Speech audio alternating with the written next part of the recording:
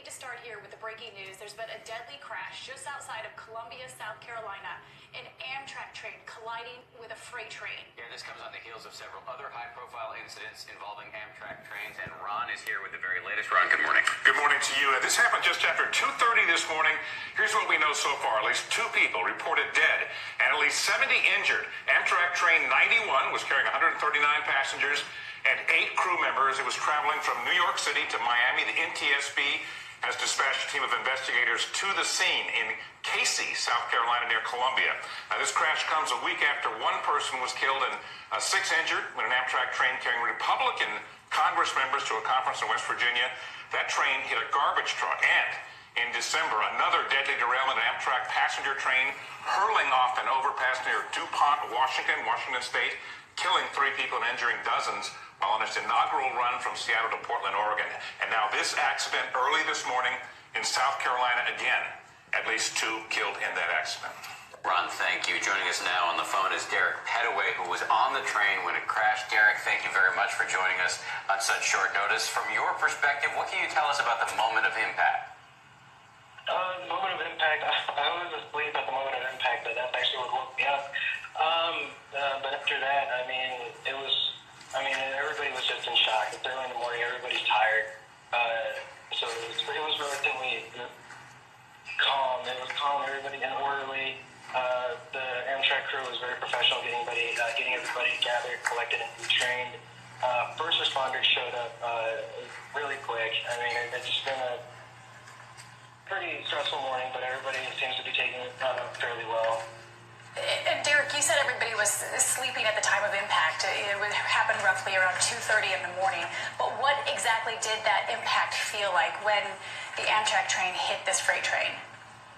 I don't know. The only thing I know is I was kind of just tossed up against the side of the car, and I hit my head and just minor injuries. But it just felt, for me, and where I was in the train, it just felt like just a really bad car accident. We're really happy to hear that your injuries are minor. We do, however, unfortunately know that at least 2 people did not survive.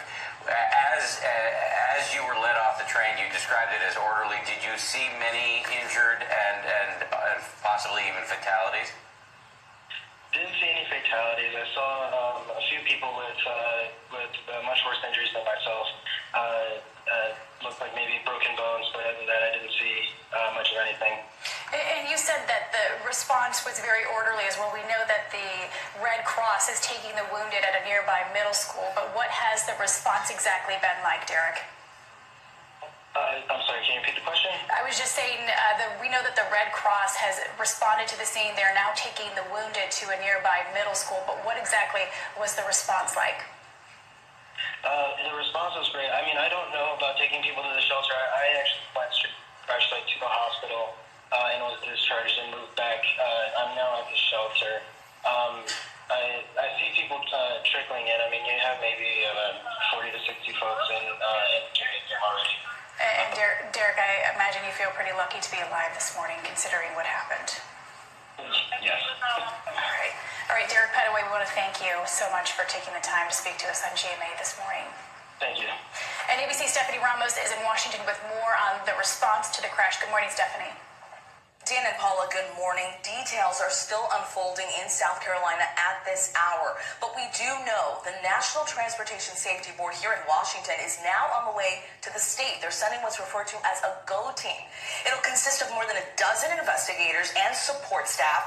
They'll work closely with local authorities in South Carolina, trying to figure out what went wrong here. Now, the NTSB will take the lead. They'll look at everything from cameras and videos from the train to the speed and braking systems.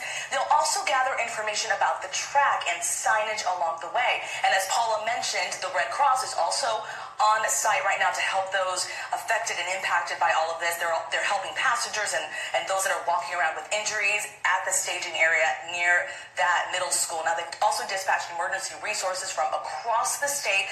They also say they'll be assisting first responders as well. And we just learned a few moments ago that NTSB investigators will also, of course, interview train engineers and the crew there. But guys, this is just the beginning, and this long investigation lies ahead. Yes, so many questions questions to be answered. Thank you very much, Stephanie. We're going to be covering this breaking story all morning right here on ABC and